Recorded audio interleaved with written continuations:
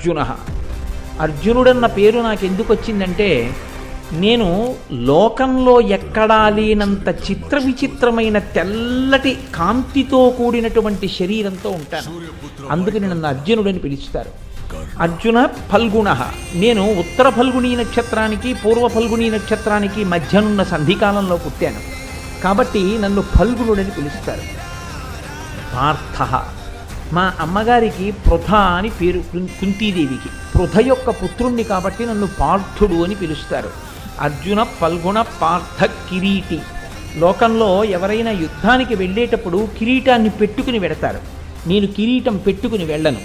నేను యుద్ధానికి వెళ్ళాలి అని గాంధీవాన్ని చేతపట్టినటువంటి ఉత్తర క్షణంలో 1,000,000 మంది బాలసూర్యులు ఏకకాలంలో ఆకాశంలో ప్రకాశిస్తే ఎలా ఉంటుందో అంతటి కాంతి కలిగినటువంటి కిరీటము దేవేంద్రుడి చేత బహూకరింపబడినది తనంత తానుగా వచ్చి నా తల మీద వాలి కాంతులు చిమ్ముతూ నిలబడుతుంది.